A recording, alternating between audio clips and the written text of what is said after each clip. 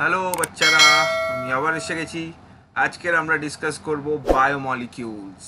ডাব্লিউবিজেতে যত কোশ্চেন এসছে বায়োমলিকিউলসের ওপর আজকের আমরা সমস্ত কোশ্চেন ডিসকাস করব। তো দেখো, এই যে বায়োমলিকিউলস চ্যাপ্টারটা, এটা খুবই ইম্পর্টেন্ট ডাব্লিউবিজের জন্য। ঠিক আছে, তো অনেক রকমের কোশ্চেন আছে এখানে, আমরা পড়বো। ঠিক আছে, লাস্ট 5 বছরে যত কোশ্চেন এসছে। তো চলো শুরু করে দিই 2013 কোশ্চেনটা দিয়ে। The optically active molecule is, এখানে অনেকগুলো মলিকিউল দিয়েছে, বলেছে এখানে কোন মলিকিউলটা অপটিক্যালি অ্যাক্টিভ হবে। এবার তুমি জানো অপটিক্যাল অ্যাক্টিভ কখন হয়, যদি মলিকিউলটা কাইরাল হয়। ঠিক আছে, আর তুমি যদি দেখো এখানে সবাই তো কাইরাল হচ্ছে। আর একটা তুমি জানো প্লেন অফ সিমেট্রি, আমরা একটা কনসেপ্ট জানি প্লেন অফ সিমেট্রি। ঠিক আছে, বা যেটাকে আমরা বলি সিগমা। ঠিক আছে, যদি কোনো কম্পাউন্ডের মধ্যে সিগমা থাকে বা প্লেন অফ সিমেট্রি থাকে, সেই কম্পাউন্ডটাকে আমরা বলি মেসো কম্পাউন্ড। কি বলি? মেসোমাসি। ঠিক আছে, তো ওই কম্পাউন্ডটাকে আমরা বলি মেসো কম্পাউন্ড। তাহলে মেসো কম্পাউন্ডটা কোথায় হয়, কোথায় প্লেন অফ সিমেট্রি থাকে? দেখো, প্লেন অফ সিমেট্রি কি বলতো, একটা ইমাজিনারি কনসেপ্ট, মানে এমন একটা প্লেন যেটা যদি কোনো মলিকুলের মাঝখান থেকে যায় ইকুয়ালি ডিভাইডেড করে দেবে, মানে একদম মাঝখান দিয়ে গেলে পুরো হাফ হাফ করে দেবে।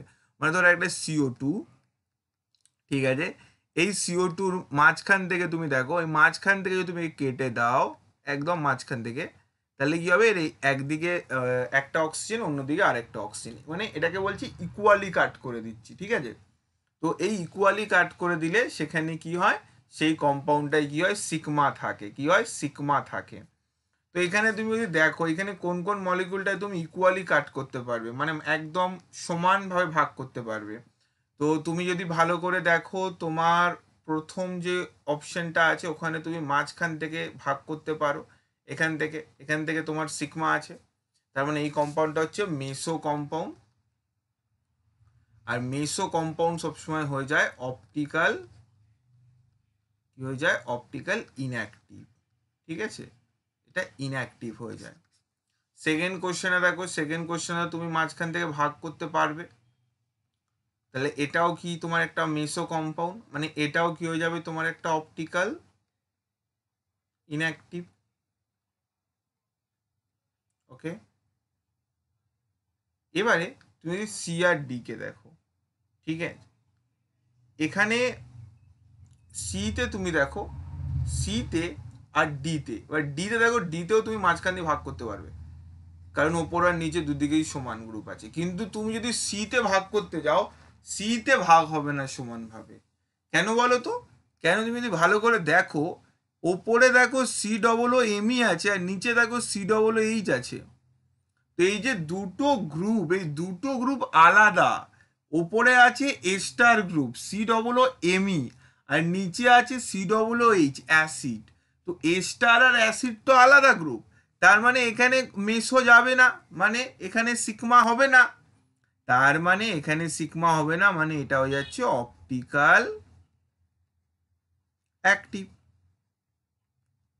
আর বাকি যতগুলো কম্পাউন্ডে মাঝখান দিয়ে সিগমা গেছে বা প্লেন অফ সিমেট্রি গেছে, সেগুলো কি হয়ে গেছে, সেগুলো হয়ে গেছে অপটিক্যাল ইনঅ্যাক্টিভ। এগুলো কি হয়ে গেছে, এগুলো হয়ে গেছে অপটিক্যাল ইনঅ্যাক্টিভ কম্পাউন্ড। তো বোঝা গেছে, তো এখানে অ্যান্সার কি হয়ে গেল তোমার, এখানে অ্যান্সার হয়ে গেল সি, কারণ সিতে সিগমা যায়নি। ঠিক আছে, কারণ এখানে সমানভাবে ভাগ করা যাচ্ছে না, কিন্তু বাকি সবগুলোতে সমানভাবে ভাগ করা গেছে, তাই সবাই কি হয়ে গেছে, সবাই হয়ে গেছে optical inactive. Only C optically active. একদম ইজি কোশ্চেন ছিল। ঠিক আছে, দেখো নেক্সট কোশ্চেনে যাই। নেক্সট যে কোশ্চেন দিচ্ছে, এটা না একটু ইনফরমেটিভ কোশ্চেন দিয়েছে। বলছে the correct structure of the dipeptide of gly ala. এখানে কোন কোন স্ট্রাকচারে গ্লাই আর অ্যালা আছে, এর জন্য আমাকে একটু স্ট্রাকচারটাকে কি করতে হবে, একটু জুম করতে হবে। ঠিক আছে, আমি একটু জুম করছি। ওকে, স্ট্রাকচারটা একটু দেখতে পাচ্ছ তোমরা, গ্লাই আর অ্যালা বলেছে, গ্লাই কোথায় আর অ্যালা কোথায়। আমি গ্লাই আর অ্যালাটা কি হয় দেখো, গ্লাই মানে গ্লাইসিন, NH2CH2COOH, গ্লাইসিন। আর অ্যালা মানে হচ্ছে অ্যালানিন, NH2CH CH3COOH। তাহলে তুমি দেখো এদের দুজনে কোথায় আছে। তুমি যদি অপশন বিতে দেখো, অপশন বিতে একটা এসএইচ এসে গেছে, তো এটা গ্লাই আর অ্যালাতে নেই, এটা হবে বাদ। এবারে তুমি যদি অপশন সি আর এ সি ডি দেখো, ডি তেও সেম একটা এসএইচ এসে গেছে, তো ডিও বাদ। মানে আমার হবে এ না হলে সি। এবার তুমি জানো যে কোনো ধরনের যে অ্যামিনো অ্যাসিড হয়, অ্যামিনো অ্যাসিডে তোমার কি থাকে, থাকে হচ্ছে একটা পেপটাইড বন্ড, CONH, যাকে বলা হয় পেপটাইড বন্ড। এবারে পেপটাইড বন্ডটা কোথায় আছে? এই CONH2 এতেও আছে, সিতেও আছে, এতেও আছে, সিতেও আছে। কিন্তু যেই সমস্যাটা হয়েছে, তুমি যদি ভালো করে এর স্ট্রাকচার, আমি একটু নিচে নামাচ্ছি, যদি ভালো করে এ আর সি এর স্ট্রাকচারটাকে দেখো, এখানে একটা অ্যামাইড বন্ড আছে, এখানেও একটা অ্যামাইড বন্ড আছে, এখানে কোনো প্রবলেম নেই। প্রবলেমটা কি আছে? এখানে বলেছে গ্লাই অ্যালা, মানে গ্লাইসিনকে আগে রাখতে হবে। ঠিক আছে, মানে তোমাকে আগে রাখতে হবে NH2COOH কে, তারপরে রাখতে হবে তোমার অ্যালানিনকে। এটা হচ্ছে গ্লাই, এটা হচ্ছে অ্যালানিন, গ্লাই আর অ্যালানিন। ঠিক আছে, অ্যালানিন, অ্যালানিন, অ্যালা লেখো। ঠিক আছে, গ্লাই আর অ্যালা। তাহলে অপশন ওয়ানে দেখো এখানে মিথাইলকে আগে দিয়ে দিয়েছে, মানে এখানে অপশন এতে তোমার কি দিয়েছে, অ্যালাগ্লাই। কিন্তু তোমাকে অপশনও, তোমার মানে কোশ্চেনে কি বলেছে, গ্লাই অ্যালা করতে। তো গ্লাই অ্যালা কোথায় আছে? গ্লাই অ্যালা আছে অপশন সি তে, গ্লাই অ্যালা। তো এ আর সি তে দুজনেই গ্লাই অ্যালা আছে, কিন্তু মানে গ্লাইসিন অ্যালানিন দুটোতেই আছে, কিন্তু এতে কি দিয়েছে, অ্যালাগ্লাই দিয়ে দিয়েছে, অ্যালাগ্লাই। কিন্তু তোমার কোশ্চেনে বলেছে গ্লাই অ্যালা বলো। এবারে গ্লাই অ্যালা কোথায় আছে? সিতে আছে। তুমি দেখো প্রথমে গ্লাইসিন আছে, মানে এখানে হাইড্রোজেন হাইড্রোজেন, তারপরে CH3 আসছে, কিন্তু এখানে প্রথমেই CH3 দিয়ে দিয়েছে, কিন্তু প্রথমে তোমার CH3 দিতে বলেনি, এটা কি দিয়েছে, এটা ভুল রিপ্রেজেন্টেশন হচ্ছিল। এই জন্য অপশন এ কেও আমরা বাদ দিয়ে দেব। আর সঠিক উত্তরকে আমি কি বলবো, সঠিক উত্তর হয়ে যাবে আমার সি, গ্লাই আর অ্যালানিন। একদম ইজি কোশ্চেন ছিল। ওকে, চলো নেক্সট কোশ্চেনে আমরা যাই।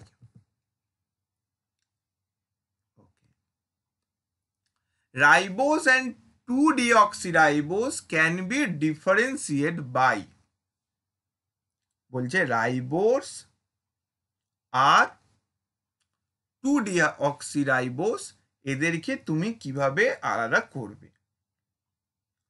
তো জেনারেলি এই যে ডিঅক্সিরাইবোস, ডিঅক্সির মানে কি, যেখানে একটা OH গ্রুপ মিসিং আছে। অক্সি মানে কি, OH। ডিঅক্সি মানে কি, যেখানে একটা OH গ্রুপ মিসিং। মানে একটা যদি আমি রাইবোসকে লিখি, দেখো রাইবোসের স্ট্রাকচারটা কি, CHO OH H OH H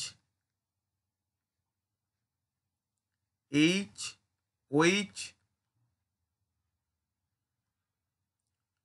CH2OH, এইটা হচ্ছে তোমার রাইবোস। এবার কি বলছে, রাইবোসের যে 2 পজিশন আছে সেখানে একটা OH মিসিং আছে। তাহলে 2 পজিশনে যদি OH মিসিং হয়, জেনারেলি 2 পজিশনে এই যে মিসিং হয়, এইটাকে আমরা কি বলি, এটাকে বলি আমরা ওসাজোন রিঅ্যাকশন। কি বলি, ওসাজোন ফর্মেশন। মানে এইটা কিভাবে ওসাজোন ফর্মেশনটা, যদি আমি এখানে কি দিয়ে দিই, এখানে আমি দিয়ে দিই আমার একটা খুব PHNH NH2 ফিনাইল হাইড্রাজিন, এটার নাম কি? এটার নাম হচ্ছে ফিনাইল হাইড্রাজিন। ফিনাইল হাইড্রাজিন দিয়ে দিলে আমার কি হয়, আমার একটা এরকম কম্পাউন্ড আমি পেয়ে যাই।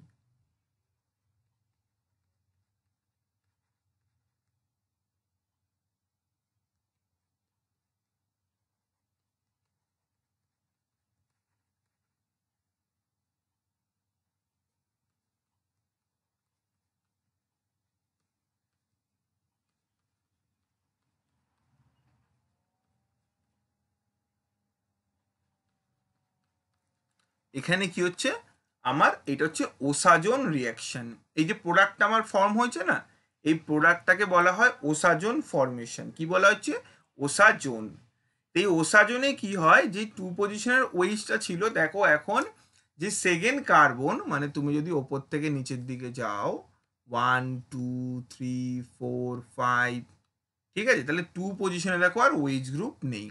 ওইচ গ্রুপটা কি হয়েছে, ভ্যানিশ হয়ে গেছে। তাহলে এই রাইবোজ আর 2 ডিঅক্সি রাইবোজকে আমরা করতে পারবো ওসাজোন রিয়াকশনের মাধ্যমে। এই জন্য আমার অ্যান্সারটা কি হয়ে যাবে, আমার অ্যান্সারটা হয়ে যাবে অপশন নাম্বার ডি। এটা WBJ 2013 কোশ্চেন। ওকে, একদম ইজি ছিল। ভিডিওটাকে পজ করবে, তোমরা যখন নোট করবে পজ করে নোট করে নাও। আচ্ছা, নেক্সট কোশ্চেনটা না, কোশ্চেনটা এখানে আছে, অপশনটা নেক্সট পেজে আমি যাচ্ছি।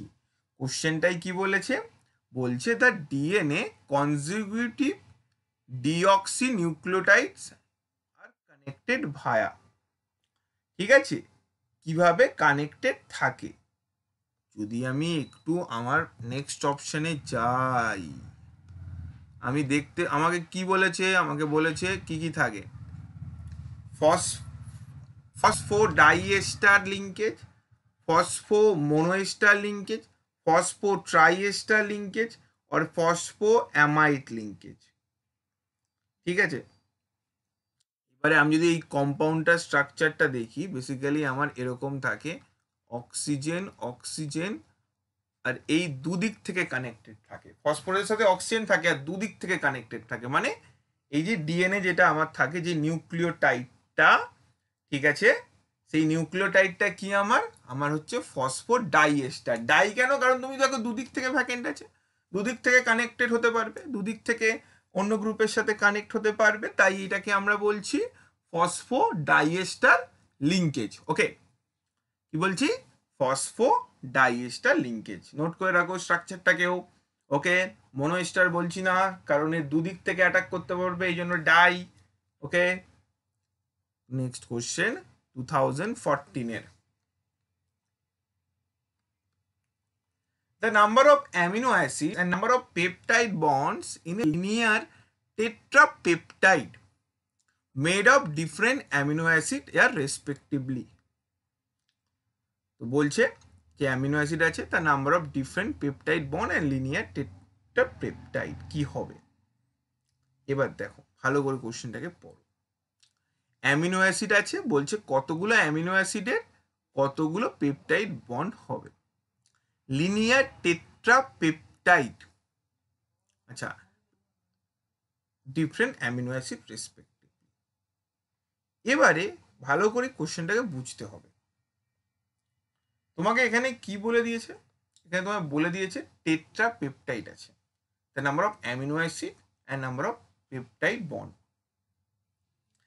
পেপটাইড মানে কি, আমি একটু আগে বললাম, পেপটাইড মানে তোমার সিও,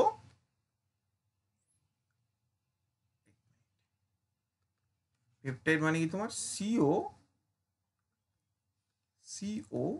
NH2, এইটা, এই যে লিঙ্কেজটাকে, এটা তোমার পেপটাইড বলা হয়। তো যে তোমার একটা মনে রাখতে হবে, একটা ফর্মুলা সবসময় মনে রাখবে, এটাকে আমি তোমায় বলে দিচ্ছি তোমাদের, তোমরা এটা কখনো ভুলবে না। ফর্মুলা হচ্ছে তোমার টোটাল, খুব বাজে হ্যান্ডরাইটিং আমার, টোটাল, আরে ভাই পেনটাও কাজ করছে না, total peptide bond, total peptide bond equal to total amino acid -1. তোমার ফর্মুলাটা কি? ফর্মুলাটা হচ্ছে total peptide bond equal to total amino acid -1. ওকে, এটা হচ্ছে তোমার সবসময় ফর্মুলা। তোমার যতগুলো পেপটাইড বন্ড হবে কি হবে, ততগুলো টোটাল অ্যামিনো অ্যাসিড -1। এবার তোমাকে এখানে কতগুলো পেপটাইড বন্ড বলেছে, তোমায় বলে দিয়েছে দেখো 4টে টেট্রা পেপটাইড, মানে 4টে পেপটাইড বন্ড। তাহলে পেপটাইডের বন্ডের জায়গায় তুমি 4 লেখো, equal to total amino acid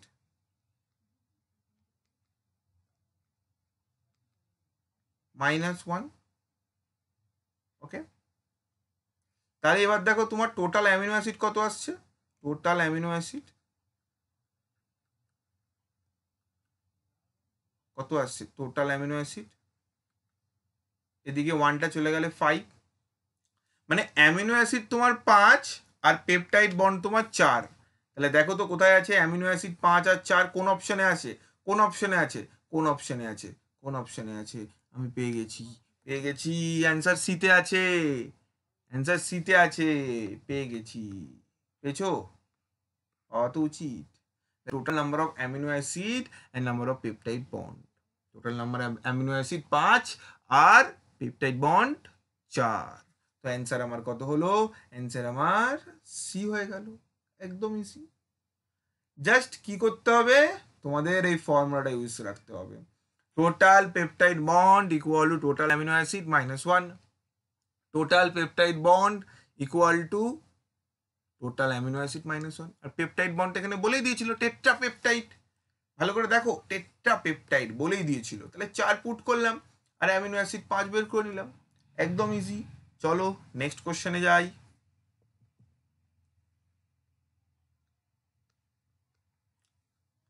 okay, ADP adenosine diphosphate, ATP adenosine diphosphate, এই দুজনের মধ্যে কি আছে? আরে ভাই এটা তো যে তোমার, তুমি যদি ভালো করে ফুল ফর্মটা দেখো, অ্যাডিনোসিন ডাইফসফেট, ঠিক আছে, মানে দুটো ফসফেট আছে, আর পরেরটা হচ্ছে অ্যাডিনোসিন ট্রাইফসফেট, মানে 3টে ফসফেট আছে।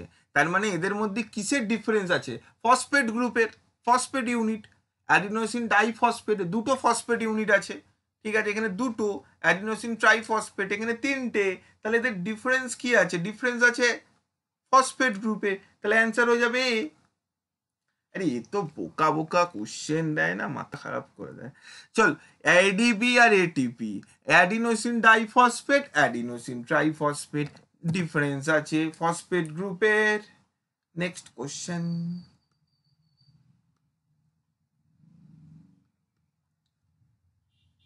Within the list given below, এইটা না, এটা এমএসকিউ সেকশনে দিয়েছিল, মানে মোর দ্যান ওয়ান ঠিকও অ্যান্সার হতে পারে 2015-এ।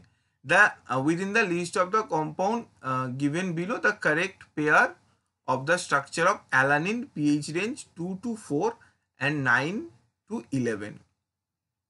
ভালো করে বুঝতে হবে। দেখো আমরা যদি একটা অ্যামিনো অ্যাসিডকে লিখি, এটাকে স্ট্রাকচারটাকে ভালো করে আগে বুঝতে হবে। একটা অ্যামিনো অ্যাসিডকে আমি আগে ভালো করে লিখি। একটা অ্যামিনো অ্যাসিড কি হয়? NH2 CH2 COOH।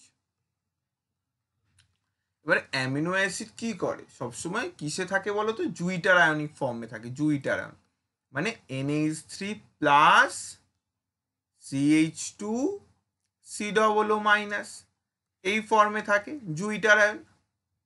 একবার বলেছে পিএইচ ইকুয়াল টু 2 to 4, একবার 9 to 11। তো একবার ভালো করে জানতে হবে পিএইচ স্কেলটাকে। পিএইচ স্কেলটা কি? 0 to 7, 7 to 14। আর এই রিজিয়নটা হচ্ছে তোমার অ্যাসিড রিজিয়ন, এই রিজিয়নটা হচ্ছে তোমার বেস রিজিয়ন। 0 to 7 হচ্ছে তোমার অ্যাসিড রিজিয়ন, 7 to 14 হচ্ছে তোমার বেস রিজিয়ন। তাহলে অ্যাসিড রিজিয়ন 2 to 4 তোমার কি হবে? 2 to 4 হবে তোমার অ্যাসিড রিজিয়ন, আর 9 to 11 কে হয়ে যাবে তোমার বেস রিজিয়ন। অ্যাসিড রিজিয়নে কে থাকে? H প্লাস থাকে, বেস রিজিয়নে কি থাকে, OH মাইনাস থাকে। এবার তুমি বলো, ধরো আমি এই কম্পাউন্ডটাকে অ্যাসিডিক মিডিয়াম দিলাম, অ্যাসিড। তাহলে অ্যাসিড মানে কি, এই যে জুইটার আয়নটা আছে NH3 প্লাস CH2COO মাইনাস, এখানে তো অলরেডি অ্যামোনিয়াটাকে দেখো, অ্যামোনিয়াটা NH3 প্লাস হয়েই আছে, কিন্তু যদি তুমি COO মাইনাসকে দেখো, এই যে মাইনাসটা আছে এর আরেকটা H প্লাস হলে ভালো হয় না, কারণ ও তো নেগেটিভ আছে, আর অ্যাসিডিক মিডিয়াম মানে কি H প্লাস। তাহলে অ্যাসিডিক মিডিয়ামে এটা কি হয়ে যাবে বলো তো, NH3 প্লাস CH2COOH, কারণ অ্যাসিডিক মিডিয়াম মানেই তো হাইড্রোজেন নেবে, অ্যাসিডিক মানেই তো H প্লাস আছে, H প্লাস ঘুরে বেড়াচ্ছে চারদিকে। তাহলে ও কি করলো, একটা H প্লাস কে নিয়ে নিল। এবারে তুমি বলে বেস রিজিয়ন কি হবে তাহলে, আচ্ছা POH মানে বেস, চলো বেস, বেস মানে OH মাইনাস। এবারে OH মাইনাস যখন তুমি দেখবে তখন তোমার এই যে জুইটার আয়নটা, ওকে, এই জুইটার আয়নে তোমার তো অলরেডি O মাইনাস হয়ে আছে, আর একটাতে দেখো NH3 প্লাস আছে। এবারে নাইট্রোজেনটা কি, নাইট্রোজেনের উপর পজিটিভ চার্জ, তুমি জানো নাইট্রোজেন একটা electronegative atom, fluorine, oxygen, nitrogen এই তিনজন ইলেকট্রোনেগেটিভ অ্যাটম, মানে ওদের ইলেকট্রন দরকার। ইলেকট্রোনেগেটিভ অ্যাটমের ওপর তুমি পজিটিভ চার্জ রাখতে পারো না, এটা আমি জিওসিতে ডিসকাস করেছি, দেখে নেবে। ইলেকট্রোনেগেটিভ অ্যাটমের ওপর তুমি পজিটিভ চার্জ রাখতে পারো না, কিন্তু এখানে রেখে দিয়েছে, ঠিক আছে, জুইটার আয়ন ফর্মে। তো এখন কি করবে, বেস মিডিয়ামে যখন দেবে এই যে H প্লাস আছে একটা, ওকে নিয়ে নেবে, নিয়ে NH2CH2COO মাইনাস করে নেবে, মানে একটা H কে নিয়ে নেবে। এবার তুমি বলবে আচ্ছা অ্যাসিড মিডিয়ামে কেন নিল না, আরে অ্যাসিড মিডিয়ামে কি করে নেবে, অ্যাসিড মিডিয়ামেই তো H প্লাস ঘুরছে, H প্লাস তো দিয়ে দেবে আরো, তার ফলে এখানে আমার এই দুটো প্রোডাক্ট আমি পাবো। এবার যদি আমি খুঁজতে যাই কোথায় কোথায় আমার এই দুটো প্রোডাক্ট আছে পর পর, যদি তুমি আমি দুটো প্রোডাক্ট দেখো, প্রোডাক্ট 2 কিন্তু ভালো করে দেখো তোমার কোথায় কোথায় পাচ্ছ বলো দেখি, প্রোডাক্ট 2 আর প্রোডাক্ট 1, ঠিক আছে, এটা দেখো অ্যাসিড মিডিয়ামটা দেখো, অ্যাসিড মিডিয়ামটা তোমার হচ্ছে 1 আর 2টা হচ্ছে তোমার বেস মিডিয়াম। অ্যান্সার কি হয়ে যাবে তোমার, অ্যান্সার হয়ে যাবে 1A। তোমাদের যদি কোনো রকম ডাউট থাকে তোমরা কমেন্ট সেকশনে বলো, আমি তোমাদের ডাউটগুলো ক্লিয়ার করে দেবো। Okay, all the best, take care and bye by.